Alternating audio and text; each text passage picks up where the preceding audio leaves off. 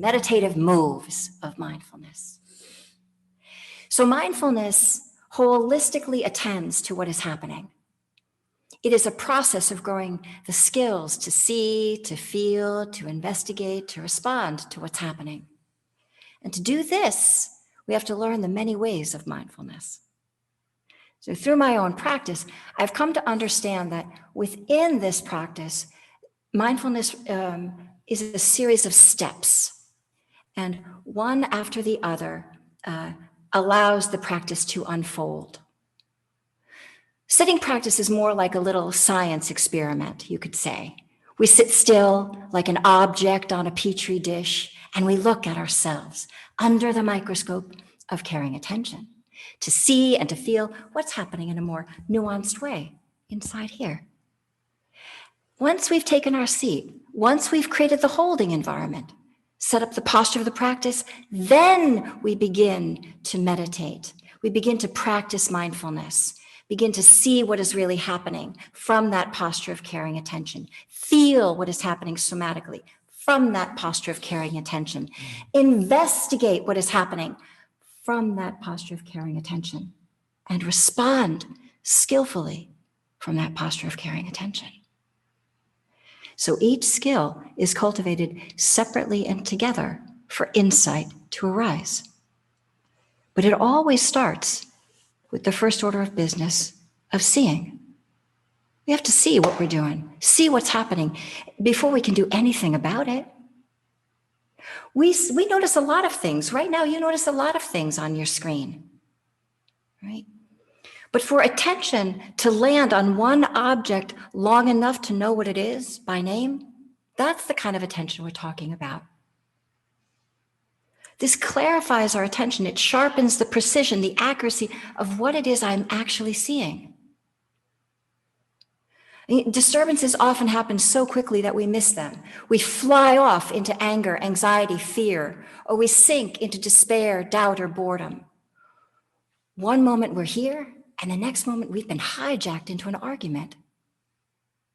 One helpful practice for this is to label, to note what is actually happening. Unfortunately, right now, this practice has kind of fallen out of favor in the Northwestern lay practices of mindfulness. But I'm encouraging you to revive it. Label, notice, and name what it is you are seeing. See what is happening as quickly as possible and put a label on it. One word: thought, anger, upset, anxiety. And I like to put a big, fat mindfulness star around that label. Good job, because seeing that is hard work. Remember, thoughts happen so quickly. We fly off into anger so quickly. So if we can see anger and label it, that is such good work. We see a lot of things. So that ability to land and name it is important, an important part of the practice. Oh, now I have something to work with. Oh, it's worry that's here. Worry is what's happening right now. Right? Now I can attend to worry. So respect this as a step, noticing and naming, seeing what is happening and appreciating that on and off the cushion. That's hard work. And that step is going to lead to the next step, which is feeling what is happening.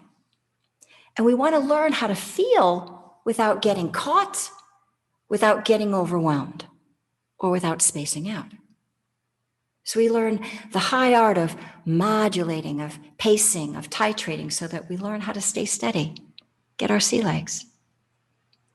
Expect to spend a lot of time right here in learning how to feel what's going on, because this isn't the territory we're comfortable with. We're thinkers, not feelers. And we don't know how to safely feel. We tend to want to rush in and feel it and fix it. No. We want to just learn how to stand in something's presence and not be knocked over by it. Okay? So, once we have named what it is we're seeing, let's say I've named worry, I withdraw unwise attention from the mind and I bring my attention down into the body, and I feel what it is that is happening. This is a counter move, not the habit of our mind. We tend to problem solve, right? So now I bring it into the body and I'm feeling what it feels like in the body. Oh, I feel the tightness. I feel the contraction. I feel the shortness of breath. I feel the fretting, right? Observe and feel.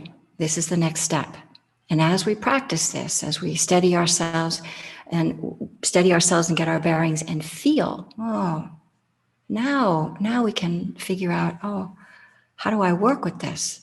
Oh, this anger that I might be feeling, we might notice anger feeling like this. We might notice, for example, tightness in our chest, in our belly, hardness in our neck, our voice. We might notice heat, pulsing, the breath being fast and hard, right? This is good. This is good practice to begin to get a feel, a somatic feel for what these charges feel like and learn how to soothe them in real time. Because before we can investigate anything, we have to learn how to bear witness to them, feel them without being knocked over.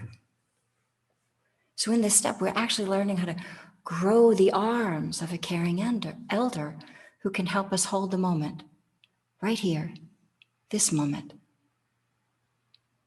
And this step sets the stage for the third step of investigation. Now, investigation is not analysis.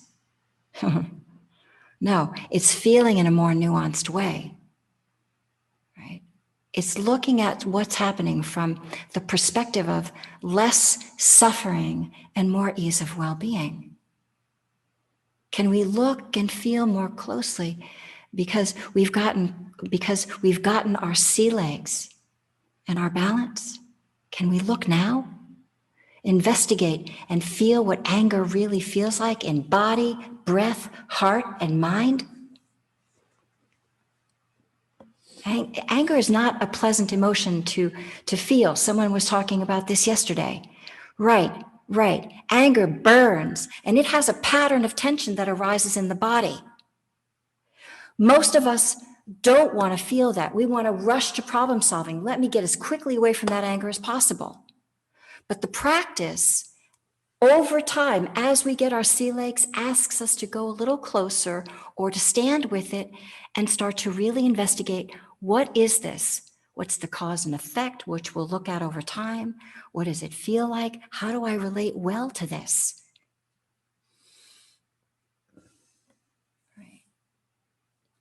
And as we investigate, we can begin to look, and the harder part is to look at what's going on in the mind. Because the mind, what's happening often is it's trying to pull us back in to thinking and to trying to strategize and to all of the associated thoughts. So we don't want to go quickly to looking at what's going on in the mind. Actually stay in the body first. Get a handle there, settle yourself there before you try to look at what's going on in your mind. Over time, you can do that.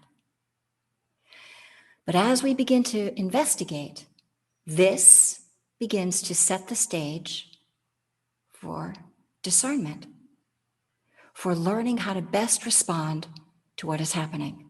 That's the fourth move. Responding is not reacting.